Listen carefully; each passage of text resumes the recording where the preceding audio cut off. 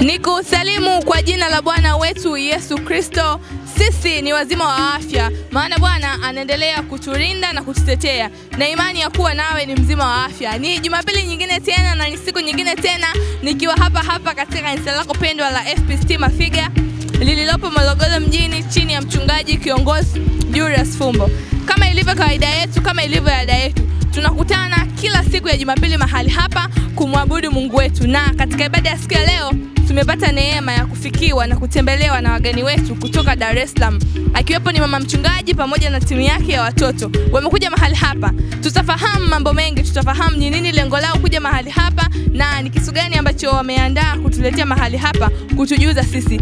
Tumejifunza pia juu ya habari ya somo linalosema ya kwamba wajibu wa wazazi kwa watoto wao na wajibu wa watoto kwa wazazi wao. Moja kwa moja bila kupoteza muda, let's go tukasikie washirika ni nini ambacho tumejifunza, na hapa baadaye tutapata wasaa wa kwenda kuwasikiliza wageni wetu kwa kina zaidi na kwa undani zaidi, wakapate kutuambia ni nini na lengo la dhumuni la wao kuwa mahali hapa. Kama unavyoniona mpenzi mtazamaji, niko hapa, niko na wadogo zangu, wageni wetu wa siku ya leo, watoto, timu nzima ya watoto waliotoka katika kanisa la FPCT Mbezi Makondeni.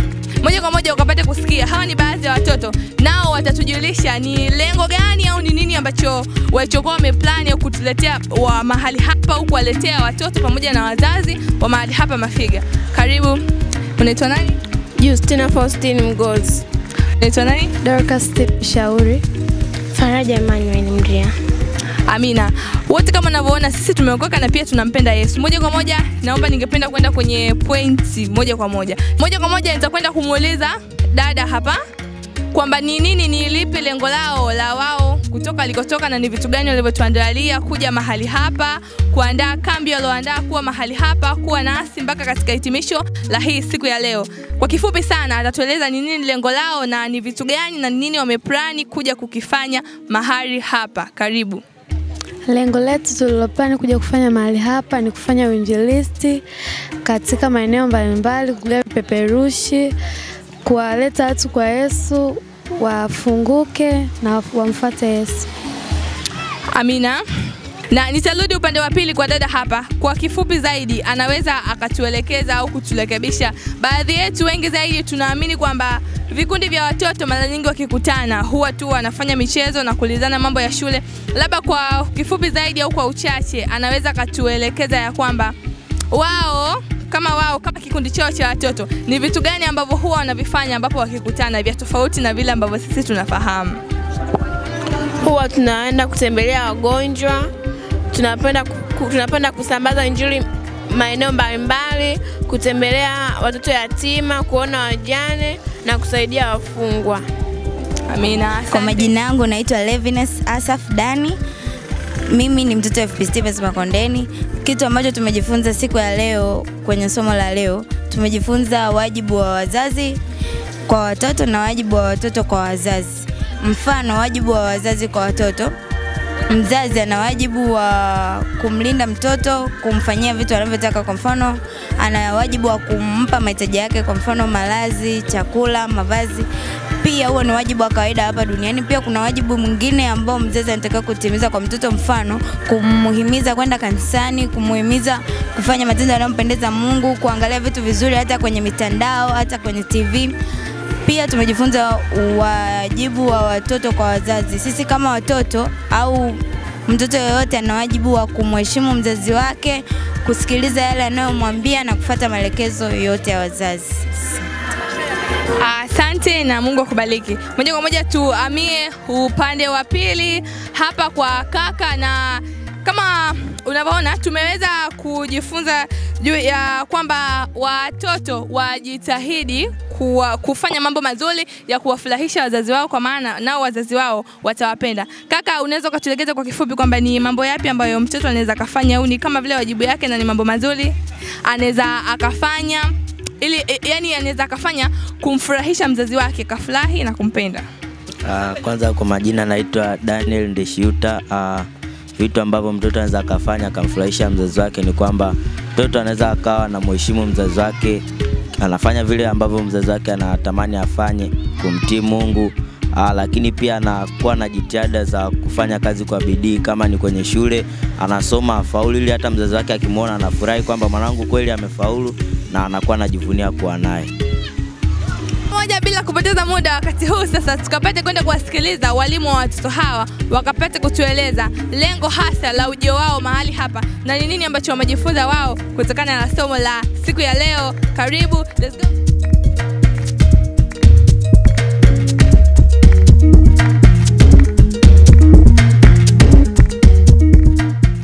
Aliyepo mbele yako unayemwona hapa ni madam ambaye ameongozana na timu hii ya wageni wetu kufika mahali hapa. Atajitambulisha kwa majina yake, tutapata kumfahamu, na pia atakwenda kutuambia kwamba ni nini lengo au dhumuni lao la wao kutoka huko alikotoka kuja mahali hapa. Dhumuni la safari yao wao kuja mahali hapa kuwa wageni wetu, kuja kufanya kambi ya muda wa siku 4 mpaka kufika hii leo mpaka kufika siku ya hii leo ya hitimisho. Bwana Yesu asifiwe madam. Amina. Bwana Yesu asifiwe. Amina. Amina. Kwa majina yangu naitwa Mwalimu Gertrude Amandus. Nimetokea mkoa wa Dar es Salaam. Nimetokea katika kanisa la FPST Mbezi Makondeni chini ya Dr. Zakaria Mauricio Igundu. Sisi ni kitengo cha idara ya watoto chini ya uangalizi wa idara inayoitwa CYM Mbezi Makondeni. Tunamshukuru Mungu kwa nafasi ya kipekee ambayo imetusababisha sisi tufunge safari kutoka Dar es Salaam kuja mkoani Mafiga kuja kuitangaza neno la Mungu. Hilo ndio kusudi letu kuu la kutoka Dar es Salaam kuja huku mkoa wa Morogoro. Tumekuja kuitangaza injili ya Yesu Kristo aliye hai. Tunamshukuru Bwana Yesu, tulifika salama. Tunawashukuru hata wageni wenyeji wa mahali hapa walitupokea. Tunashukuru kwa ukarimu wao. Tunamshukuru hata Pastor Fumbo wa mahali hapa FPST Mafiga. Asante sana kwa mapokezi yao mazuri. Tunamshukuru Bwana Yesu, tulienda kuhubiri mtaa kwa mtaa, nyumba kwa nyumba. Watu walimpokea Yesu, takriban ya watu 9. Tunamshukuru Bwana Yesu kwa ufufuo huo waliofufua watu waliopotea katika dhambi. Asante sana mtangazaji. Asante madam. Kwa ucheche zaidi ningependa umfahamishe mpenzi mtazamaji au mzazi aliyeko nyumbani ungependa nimesahau. Sawa. Kwa ucheche zaidi ungependa kumjuza au kumwelimisha mzazi aliyepo nyumbani ambaye anafikiria kwamba anapotoa muda wa kumruhusu mtoto wake kwenda katika nyumba za ibada kwamba anampotezea muda, labda huo muda angeweza kuutumia katika masomo ya ziada ama kujisomea mwenyewe. Labda ni nini ambacho ungependa kumshauri mzazi kama mwenye mtazamo wa namna hiyo? Asante mtangazaji. Nakushauri wewe mzazi mlezi uliokuwa majumbani unanisikiliza muda huu na saa hii, nikushukuru kwa kuwa unanisikiliza kwa sasa hivi. Naomba umtoe mtoto wako aweje kumtumikia Bwana Yesu, maana kwa Yesu kuna uzima, kuna kila kitu. Kwa Yesu kuna tumaini la maisha yetu, kuna mwanzo, kuna mwisho wa kila kitu ambacho mwanadamu aliyekewa hapa chini ya jua. Pia nakushauri mzazi, mwachilie mtoto ili aje ajifunze pamoja na wenzie kumjua Mungu na jinsi ya kuenenda katika mapenzi yake matakatifu ambayo Bwana Yesu anapenda na anataka tuyafanye hapa chini ya jua. Asante. Amina. Asante mwalimu na Mungu akubariki. Karibu madam. Bwana Yesu asifiwe. Amina. Kwa majina ninaitwa Teddy Madhiku. Ni mwalimu wa watoto. Tumeambatana na jopo la watoto kuja hapa mkoa wa Morogoro kwa dhumuni kubwa la kueneza injili kwa watu wasiomjua Mungu. Sawa. Kwa uchache zaidi ungependa kumjuza au kumfahamisha, kumwelimisha mzazi ambaye bado hana uelewa hivyo, ambaye hajajua, naweza nikasema ngatumia kauli hiyo ya kwamba baadhi ya wazazi wanafikiria kwamba watoto wao wanapokuja huku kanisani wanaishia tu kuabudu au kusali na kurudi nyumbani. Kuna baadhi ya vitu ambavyo hawajui, bado hawafahamu. Kwa hiyo tungependa kusaidia kwa uchache zaidi upate kumfahamisha mzazi na kumwelewesha kwamba ni vitu gani zaidi ambavyo watoto huwa wanavifanya wakikutana katika nyumba za ibada. Amina. Bwana Mungu ameweka karama nyingi ndani yetu. Vingine vinaweza visifichuke wakati tupo hivi hali ya kawaida, lakini vingi sana tutavipata ndani tukiwa nyumbani mwa Bwana. ikiwemo karama za kucheza, kumchezea Mungu, kuigiza. Lengo kuu ya hivyo vitu vyote ambavyo vinavyofanyika ndani ya watoto ambao wanamtumikia Mungu vinasaidia pia kueneza injili katika maeneo tofauti kwa namna nyingine pia. Na kwa kuongezea ni kwamba tumepewa agizo kuu kwenye Mathayo, kusema Mathayo 28 mstari nimesahau kidogo, lakini agizo kuu ni kwamba tuenende katika ulimwengu, tukaihubiri na tukafanya watu kuwa wanafunzi wa Yesu. Na hicho ndicho cha muhimu ambacho tunachokifanya. Na kingine kidogo ni kwamba Mungu huwa anatumia yeyote, anatumia mkubwa na anatumia mdogo pia. Kwa hiyo tusiwafiche watoto wetu, tuache watumike kwa ajili ya Mungu, kwa ajili ya Bwana, ili kufanya yaliyo katika njia sahihi kulingana na mapenzi yake. Amina. Wakati huu nipende kukualika wewe mpenzi mtazamaji ukapate kwenda kumtazama na kumsikiliza mhubiri wetu, na imani utajifunza mambo mengi sana ya muhimu na usabarikiwa. Responsibilities for the parents to the children and the children to parents. Majukumu muhimu au ya msingi ambayo mzazi anao kwa mtoto wake na kama mtoto kwa mzazi. We all know that in this life that we are living, tunajua wote katika maisha haya tunayoishi, the responsibilities of a parent are just clear. Majukumu ya mzazi yanajulikana. And these responsibilities na majukumu haya have been identified also in the Bible. Yamekuwa yakitambulika katika Biblia. Praise God. Bwana Yesu asifiwe. So, in our generation, katika kizazi hiki, we mostly find that the things that we are concentrating upon as parents, tuna kama wazazi vitu ambavyo huwa tunashughulika navyo sana, from to do to our children. Tunapotakiwa kufanya kwa watoto wetu: feeding, kuwalisha, clothing them, kuwavalisha, just keeping them neat and making sure that everything is okay to them. Kuwatunza na kuhakikisha kwamba wanaendelea wakiwa na maisha mazuri. Living in a healthy life. Kuishi katika maisha ya afya njema. Even in their future. Hata katika wakati ujao. We really emphasize on education. Tunaendelea kueleza kwa ajili ya elimu. We want them to learn hard at school. Tunataka wao wajifunze zaidi shuleni. But God is telling us today, lakini Mungu anatuambia leo, there is more than that. Kuna zaidi ya hilo. There is more than that. Kuna zaidi ya hilo. I believe there is more than that you will identify today that is important to do to your child. Tunajua kwamba leo utagundua kitu ambacho ni zaidi ya hilo, kwamba unachotakiwa kufanya kwa mtoto wako. It's not that you do not know the words that we are going to say. Sio kwamba hujui maneno ambayo tunaenda kuyasema. But it will just be the power of the Holy Spirit that will touch you, and you will see that area that you need to make corrections. Bali itakuwa ni pia ni Roho Mtakatifu atakayeingia ndani ya maisha yako na kukugusa ili ujue kwamba kuna muhimu katika eneo hili. Let's go straight to the Bible. Tuende moja kwa moja kwenye Biblia. And we'll only read in Swahili because of our time. Tutasoma tu kwa Kiswahili kwa sababu ya muda wetu. Let us go to the famous verse about children. Tuende kwenye mstari ambao unajulikana kuhusu watoto. Proverbs chapter 22 verse 6. Mstari 22 mstari wa 6. Let us see what does it say in Swahili.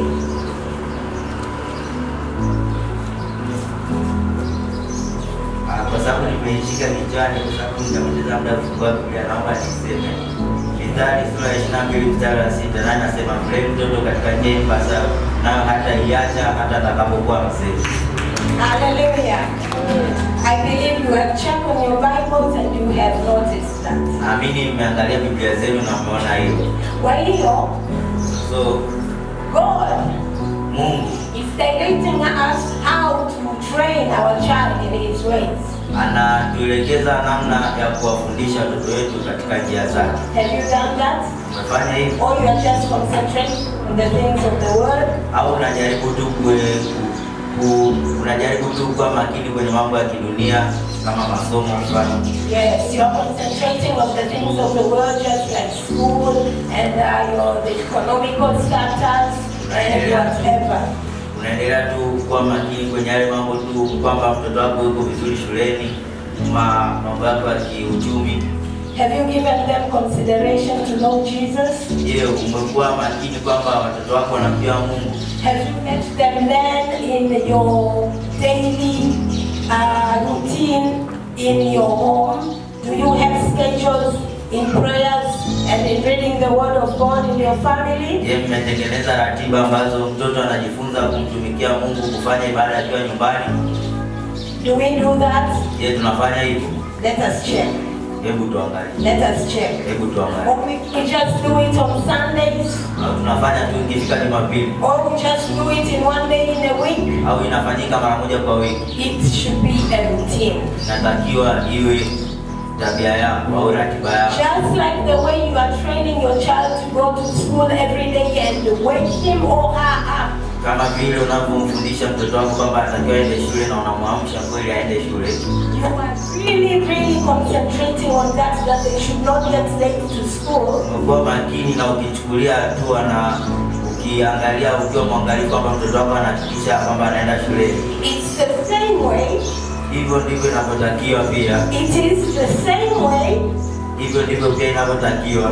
That we should also see to take care of him or her on his spiritual affairs. Kwamba hivyo pia inavyotakiwa kwamba uhakikishe mtoto wako mambo ya roho anaelewa vizuri. Hallelujah, church. Bwana Yesu asifiwe. Let us see here what will be the disadvantage and what will be the advantage of training your child in the right way. Umeona hapa kwamba umuhimu na changamoto ambayo inaweza kukuta usipokimlea mtoto wako vizuri na usipomlea mtoto wako vizuri. We are not going to read. I will just give you some 2 scriptures more, then I will end up. Atenda kusoma lakini tutatoa mistari miwili zaidi na tutaishia hapo. I will end up and my colleague will continue for some 10 minutes. We still have some 12 minutes. Ataishia hapo na mimi hapa nitaendelea kwa dakika kama 10. Okay. Let us go to Judges chapter 13 verse 8. Hebu twende katika Waamuzi sura ya 13 mstari wa 8. He is very quick to read. Can we allow that he reads? Because he's very quick. I said that we cannot read, but he's already up. So let us go. Okay. Kuna 3:8. Imeandikwa hivi. Ndipo huyu Manoa akamwomba Bwana akisema, "Ee Bwana, nakuomba yule mtu wa Mungu aliyemtuma na aje kwetu mara ya pili, atufundishe haya tupasayo kumfanyia huyu mtoto atakayezaliwa." Thank you so much. Kwa sababu hapa tunamwangalia ni background yake inamzungumzia Manoa.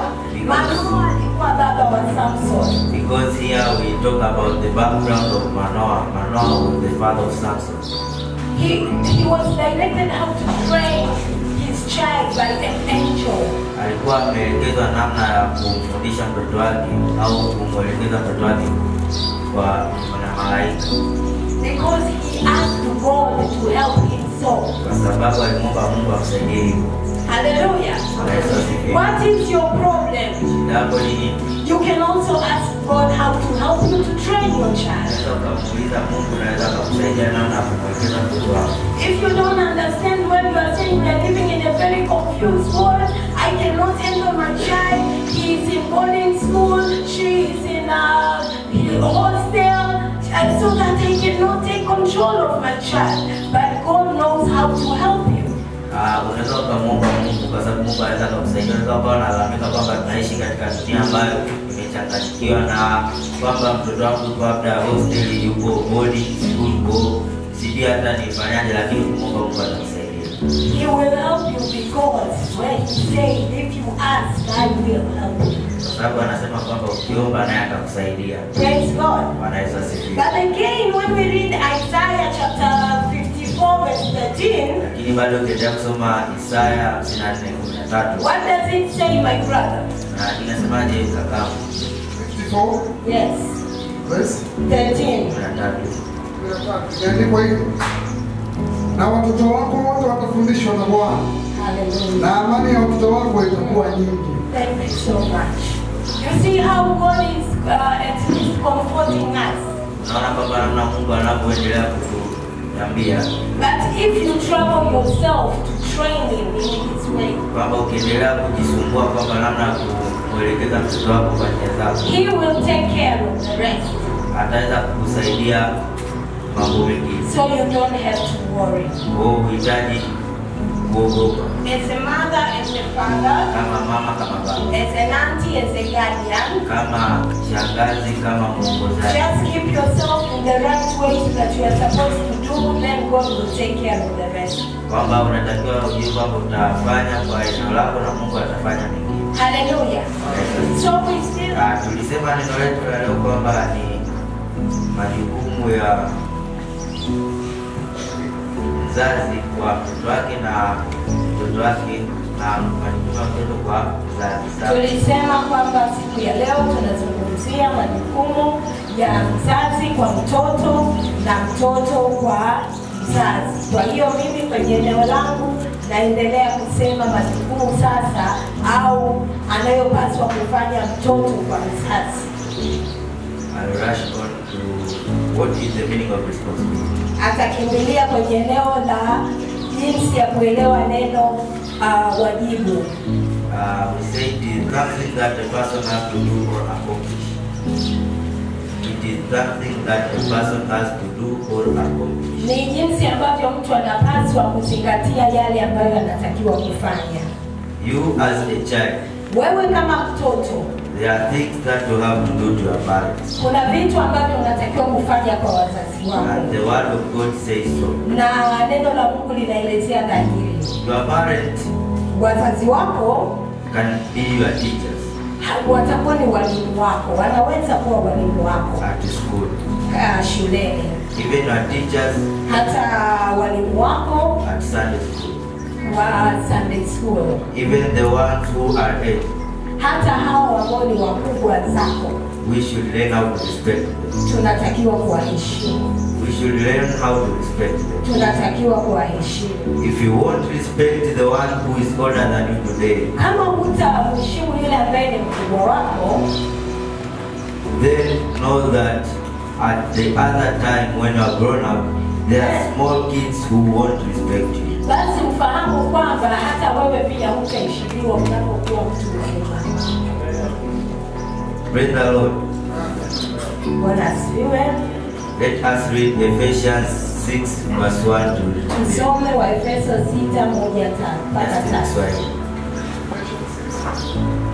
Verse 1 to 3. Just in Swahili. Swahili. Enyi watoto, watiini wazazi wenu katika Bwana, maana hii ndiyo haki. Waheshimu baba yako na mama yako. Amri hii ndiyo amri ya kwanza yenye ahadi, upate heri ukae siku nyingi katika dunia. In English, try to take In English, children, obey your parents in the Lord, for this is the only righteous. Honor your father and mother, which is the first commandment which promise, that it may be well thee, that thou mayest live long on earth. So the Bible has spoken about three things Kwa in hiyo Ephesians. Biblia inazungumzia mambo ya matatu kwenye Waefeso. First, you live a long life. Kwanza utaishi maisha marefu. In this world today, Katika ulimwengu wa sasa, we have a lot of kids who think they are grown up. tuna watoto wengi wanaona kwamba kama wao wamekuwa sana. They think that when you are taller than your father or mother, Wanafikiria kwamba ukishakuwa mrefu zaidi ya baba au mama, then you are grown up. tena wewe umeshakuwa mkubwa sana. No. Hapana. So you should respect them. Kwa hiyo unatakiwa uwaheshimu. So as to live a long life, you should respect who is elder than you. Wewe ili kuishi maisha marefu unatakiwa uwaheshimu wale walio wakubwa zaidi yako. Biblia inasema pia ni ahadi, ni amri ya kwanza yenye ahadi. Also the Bible says the first commandment that is a promise.